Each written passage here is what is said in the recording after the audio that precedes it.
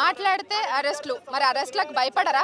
మరి అరెస్టులు చేస్తామని చెప్పిన కఠిన చర్యలు ఉంటాయన్నా కూడా ఇట్లా బయటికి ఎందుకు వచ్చి నినాదాలు చేస్తున్నారు? ఆల్రెడీ ఉద్యమకారులు తెలంగాణ ఉద్యమంలో ఎన్నోసార్లు జైల్లో పోయి కేసుల పాలైన విద్యార్థి నాయకులు ఉన్నారు కాబట్టి ఈ చిన్న చిన్న వాటికి భయపడే ప్రసక్తి లేదు.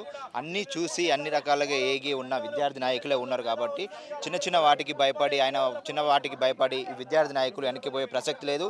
ఈ ఉద్యమాన్ని ఇంకా బలోపేతం చేస్తుంది తప్ప ఈ చిన్న చిన్నగా వెనక్కిపోయి మేము తగ్గే ప్రసక్తి లేదు. ఎందుకంటే మా స్వేచ్ఛను వెనక్కి లాక్కొని మా భావ ప్రకటనను వెనక్కి లాక్కొని ఇట్లాంటి సర్కిల్ను తీయడం అనేది చాలా బాధాకరం. యాక్చువల్గా సర్కిల్లో పొందుపరిచినట్టు ఇక్కడ ఉన్నటువంటి విద్యార్థుల సమస్యల పట్ల కాదు, ఇక్కడ అడ్మినిస్ట్రేటివ్ అధికారులు కావచ్చు, లేదంటే ఇక్కడ ఉన్న సిబ్బందిని వాళ్ళ అధికారిక విధులు నిర్వహించకుండా మీరు చేస్తున్నటువంటి నిరసనలు వద్దు అనేసి సర్క్యులర్లో ఉంది. అంటే వాళ్ళ పనులకు నిజంగానే ఆటంకం కలిగిస్తురా మీరు? ఎప్పటి నుంచో జరుగుతున్న ఉద్యమాలు ఉన్నాయి. చిన్నది ఇప్పుడు కాదు కదా ఉద్యమాలు. వందే మాతర ఉద్యమం జరిగింది, తెలంగాణ ఉద్యమం జరిగింది, ఎన్నో ఉద్యమాలు జరిగినాయి. అప్పుడు లేని ఉద్యమాల టైంలో ప్రొఫెసర్లకు ఇబ్బంది, ఇప్పుడేం వచ్చింది ఇబ్బంది? నేను అంటున్నా 1కి 4 సార్లు మా ఉస్మాన్ యూనివర్సిటీ అఫిలియేటెడ్ కాలేజీలో 700కు పైచిలుగా కాలేజీలో ఉన్నా కూడా ఫిజికల్ డైరెక్టర్ లేరు.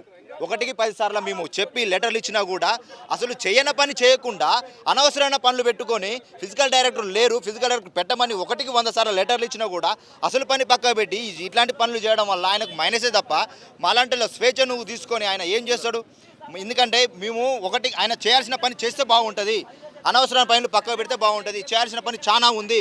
ఉస్మాన్ యూనివర్సిటీలో ప్రొఫెసర్ లేరు, యూనివర్సిటీలో అసలు ఫిజికల్ డైరెక్టర్ లేరు, ఉస్మాన్ యూనివర్సిటీలో పాలన సరిగా లేదు. కానీ గత ప్రభుత్వ హయాంలో వీసీలు కూడా లేరు, కానీ మేము వచ్చినాక వీసీలను నియమించడం పాలన అనేది కరెక్ట్గా సాగుతుంది, విద్యారంగం ఒక గాడిన పడ్డది కాంగ్రెస్ ప్రభుత్వం వచ్చినాకనే అని వాళ్ళు అంటారు.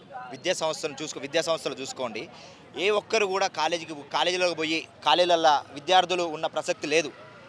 డైరెక్ట్ ఎగ్జామ్స్ రాసుకునే చరిత్ర ఉస్మాన్ యూనివర్సిటీలో నడుస్తుంటే మొన్న వీసీ గారు వచ్చిన తర్వాతకి 150 మందిని ఆర్ట్స్ సైన్స్ కాలేజీలో ఆపిండు, ఎగ్జామ్ రాయకుండా ఆపిండు. ఎందుకంటే ప్రొఫెసర్లు సరిగా లేకపోవడం వల్ల చేయాల్సిన పని చాలా ఉంది వీసీ చేతుల. అసలు పని పక్కకు పెట్టి ఇలాంటి పనులు చేయడం వల్ల ఆయనకు మైనసే కదా.